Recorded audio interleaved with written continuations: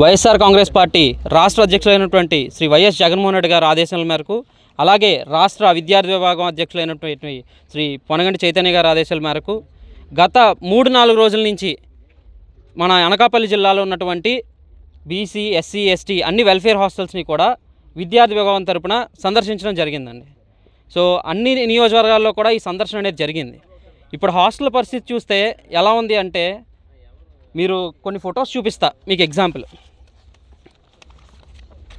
హాస్టల్స్లో మౌలిక వసతులు, మినిమం మౌలిక వసతులు అనేవి లేవండి.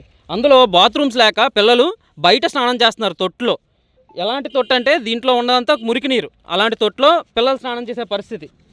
ఇంకా బ్యాగుల పరిస్థితి చూస్తే ఈరోజు విద్యాశాఖ మంత్రిని అలాగే ఈ కూటమి ప్రభుత్వాన్ని ప్రశ్నిస్తూ ఉన్నాం. ఏమని, అయ్యా మీకు కూడా పిల్లలు ఉన్నారు, మీ పిల్లల్ని తీసుకొచ్చి ఇదే బడిలో ఒకరోజు వాష్రూమ్కి వెళ్ళమనండి, ఒకరోజు అదే పురుగులను తినమనండి, ఒకరోజు అదే మంచినీరు తాగమనండి. మీకు తెలుస్తుంది ఎప్పుడు పరిస్థితి ఏంటో. హాస్టల్స్లో అంత వరస్ట్గా హాస్టల్స్ అనేవి మెయింటైన్ చేస్తున్నారు. 145 కోట్లు కేటాయించాము గత జనవరిలో. 2 నెలల్లో పనులన్నీ పూర్తయిపోతాయి, అన్ని మౌలిక వసతులు సరైపోతాయని చెప్పారు మినిస్టర్ గారు. కానీ ఏమైందండి, ₹1 కూడా ఎక్కడ పని అయ్యే దాఖలాలు కనిపించట్లే. అన్ని 145 కోట్లు కేటాయిస్తే హాస్టల్ పరిస్థితి ఇలా ఎందుకు ఉంటుందండి? మీ పిల్లల్ని ఏసీ గదుల్లో ఉంచండి, మా బీసీ, ఎస్టీ పిల్లల్ని మాత్రం అలాంటి మురికి గదుల్లో కూర్చోబెడతారా? ఇదా ఆంధ్ర రాష్ట్రంలో ఉన్న పరిస్థితి?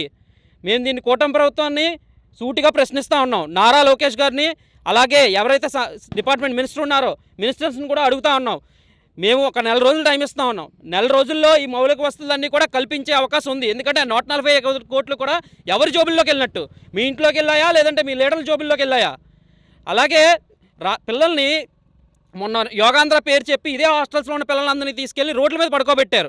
అదే 300 కోట్లు పెట్టి ఈ పిల్లలందరికీ కూడా హై కాంట్రాక్టర్లు, మీ లీడర్లు ఎవరైతే ఉన్నారో వాళ్ళ జోబుల్లో వేసుకోవడానికి మాత్రం పెట్టారు. ఇంకా మన డిప్యూటీ సీఎం గారు వచ్చేసి వాళ్ళ పిల్లలు మాత్రం సింగపూరు, రకరకాల దేశాల్లో చదువుకుంటారు. కానీ ఇక్కడ పిల్లలు అంటే ఏంటి? ఇక్కడ ఆంధ్రాలో వ్యవస్థ బాగాలేదు, విద్యా వ్యవస్థ మీద మాకు నమ్మకం లేదు, అందుకే మేము బయట దేశాల్లో చదివించుకుంటాం అనే ధోరణి క్లియర్గా కనిపిస్తూ ఉంది. ఇంకా ఏంటంటే, ఇలాంటి హాస్టల్స్లన్నీ ఇంత దరిద్రంగా తయారు చేస్తే ఇవి మూసేయచ్చు, ఆ పిల్లలందరూ కూడా మా శ్రీ చైతన్య నారాయణలో అడ్మిషన్స్కి వస్తారు, మాకు ఇంకో 1000 అడ్మిషన్సో 2000 అడ్మిషన్సో పెరుగుతాయి అనే ఉద్దేశంతోనే, కేవలం ఈ హాస్టల్స్ని తీసేద్దాం అనే ఉద్దేశంతోనే వాటిని అంత దయనీయంగా నడుపుతున్నారండి.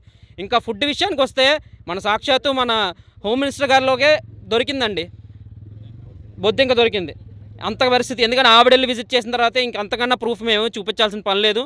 అలాగే రాష్ట్ర వ్యాప్తంగా కూడా ఇదే కార్యక్రమం మా విద్యార్థి విభాగం తరపున చేపట్టామండి. అలాగే మాకు 1 నెల రోజులు టైం ఇస్తున్నాం. 1 నెల రోజుల్లో కానీ ఇవన్నీ వసతులు కానీ కల్పించకపోతే పెద్ద ఎత్తున ఇదే కలెక్టర్ ఆఫీస్ ముందు ధర్నా కూర్చుంటాం. విద్యార్థి విభాగం తరపున ధర్నా కూర్చొని నిరాహార దీక్షకైనా మేము సిద్ధంగా ఉన్నాం. తక్షణమే మా బీసీ, ఎస్సీ, ఎస్టీ పిల్లలు ఎవరైతే చదువుకుంటున్నారో వాళ్ళందరికీ కూడా మంచి వసతులు కల్పించాలి, కాస్మెటిక్ ఛార్జెస్ పెంచాలి, అలాగే ఫుడ్ ఏదైతే ఉందో దాని యొక్క నాణ్యత పెంచాలండి. జై హింద్, జై జగన్.